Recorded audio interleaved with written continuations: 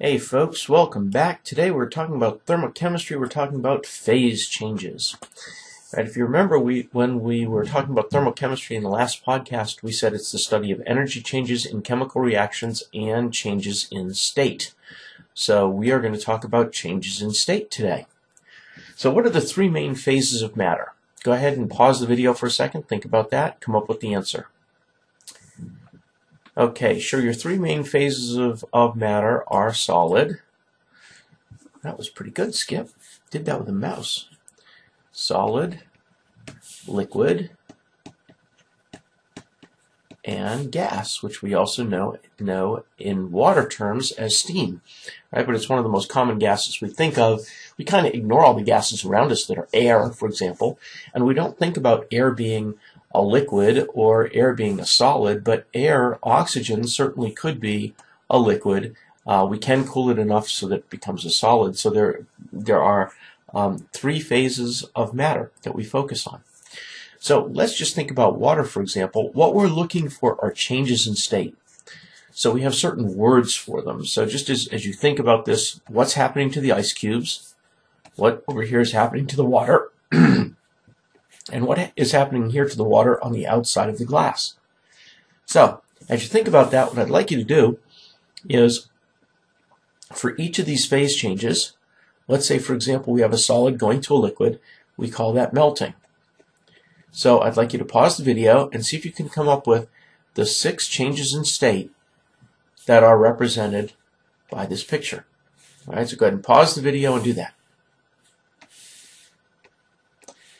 All right, well, 4 of them you certainly should have been able to come up with pretty easily. Solid going to a liquid is melting. Going the other way, it's freezing or solidifying. And you can use either term, DI, solidifying. All right. Now, if we're going from a liquid to a gas, you know that is boiling or evaporation. All right. Vaporization would be a better term. And going the other way, again, we looked at it on this glass right here. That's condensation. If you have a glass with some ice water in it, for example, and you leave it sitting out for a while, especially on a warm summer day because it's so humid, all right, the water will condense on the outside of the glass. So that's called condensing. Now, the two you're probably not as familiar with are these two up here where you go directly from a solid to a gas. That's called sublimation. And sublimation is something like carbon dioxide, which will go directly from dry ice to become a gas. And I'll show you a picture of that in a second. And going the other way would be deposition. So somehow we have to make that carbon dioxide go back into dry ice. We just make it very cold. And when we do that, it goes directly to a solid. It does not go through a liquid phase. So this is a picture of sublimation. This is a picture of a block of carbon dioxide, actually inside a cooler. And the carbon dioxide is warming, and as it warms, it goes directly from a solid to a gas, never going through the phase in the middle, which we would consider liquid. Okay. Now that also happens, for example, in your freezer. If you look in your ice cube tray, this is a picture of the back of our freezer, you see these big, large ice cubes, all right? But then you also see some that are a little bit smaller, and you see some that are a little bit smaller than that, and even smaller, and even smaller. And what happened?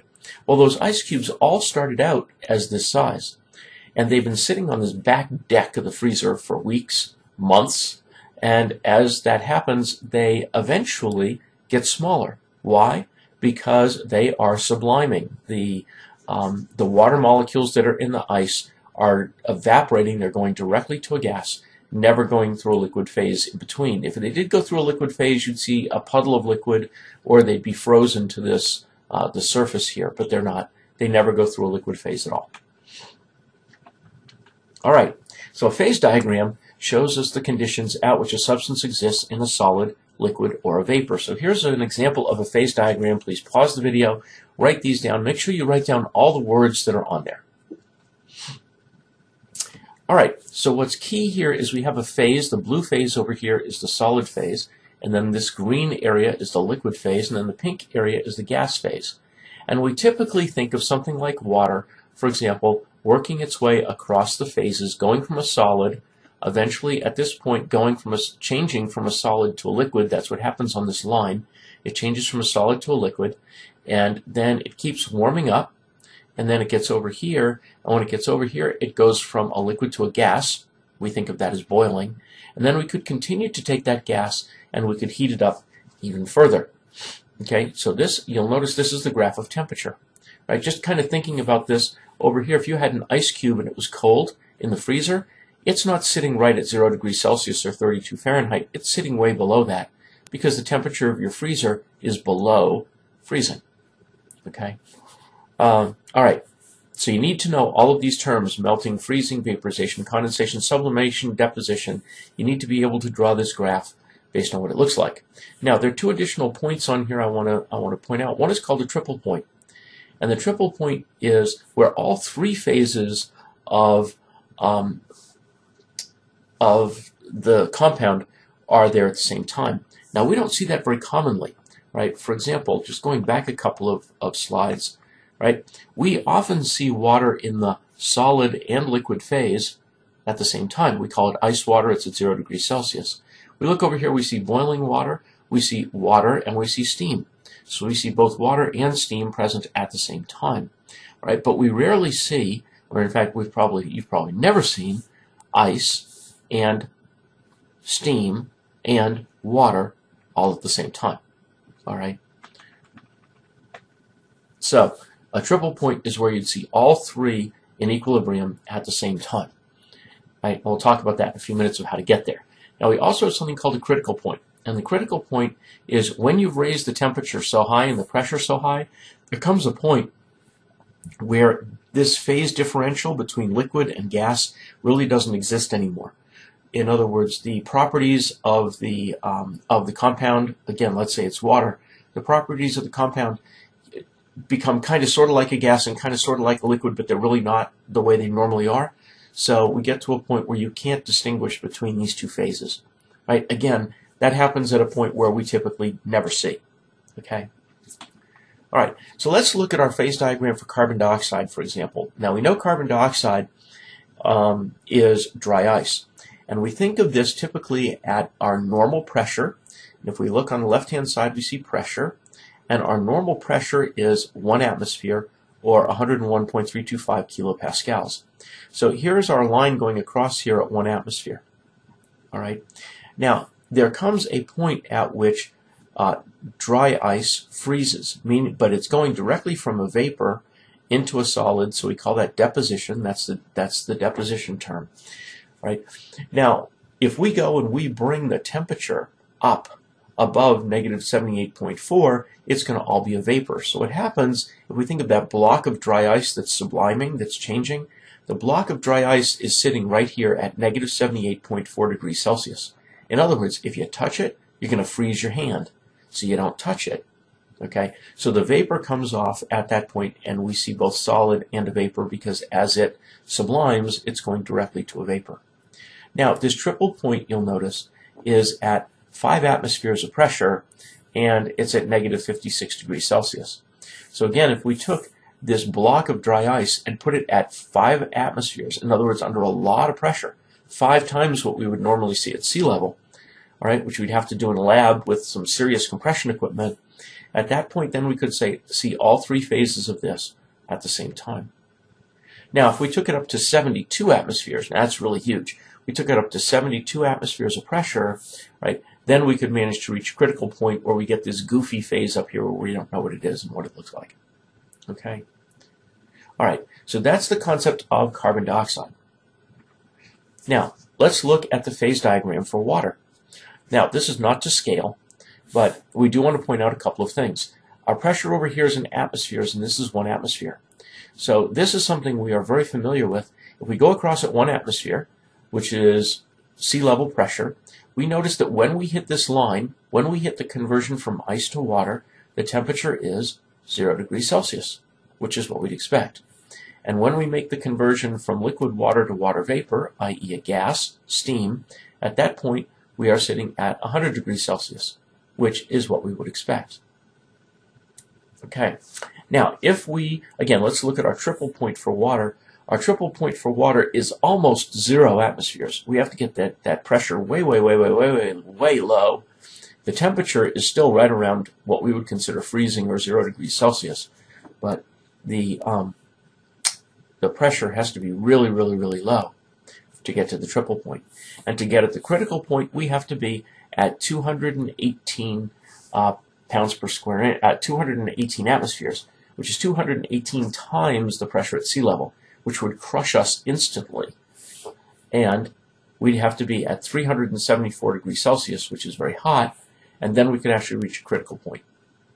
All right, so what you should be able to do is you should be able to read this graph and be able to look at a point on the line and figure out what your temperatures are at a certain pressure. Now, at what temperature does water freeze? Well, we know it freezes at 0 degrees Celsius. What temperature does an ice cube melt at? Guys, it's still 0 degrees Celsius. If you look at this graph, it's one point right here. All right, it's not saying it melts when you're over here at 1 and it freezes over here at -1. No, that's not what happens. It freezes and it melts at 0. So if you look at a glass of ice water, its temperature is 0 degrees Celsius because there's ice in it. Both phases are present. So it freezes and melts at 0 degrees Celsius. Same thing for boiling and condensing.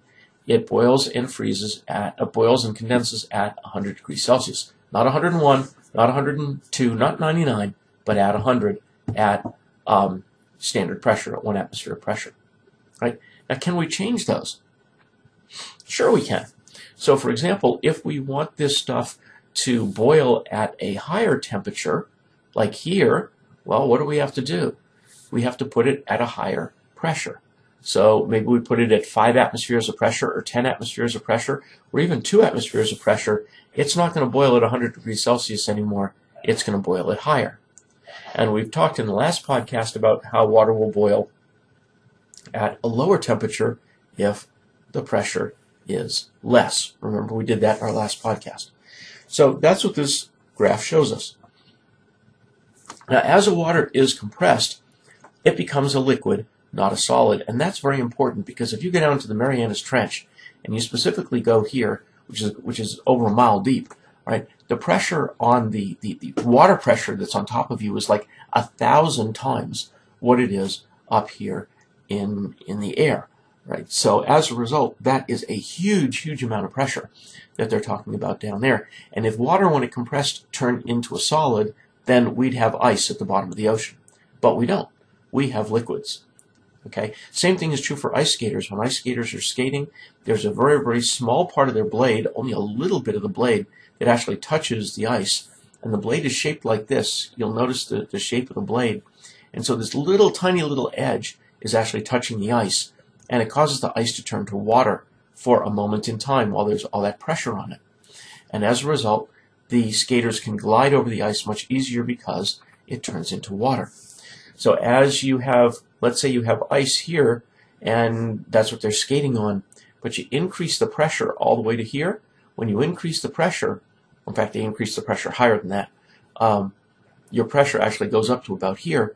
What happens is your ice underneath the ice skate immediately turns into water. When it turns into water, they can skate on it, and then when they come back off of it, it turns right back into ice again. That's what's going on with the ice skater. Now, if you go and you say, well, the pressure down under the Marianas Trench is way up here. It's in the thousands, okay? So all of a sudden, it doesn't matter what the temperature is. The temperature can be here, right? What happens is that it's under all this pressure. It's going to be in the liquid phase. So we're still going to have liquid water down at the bottom of the ocean.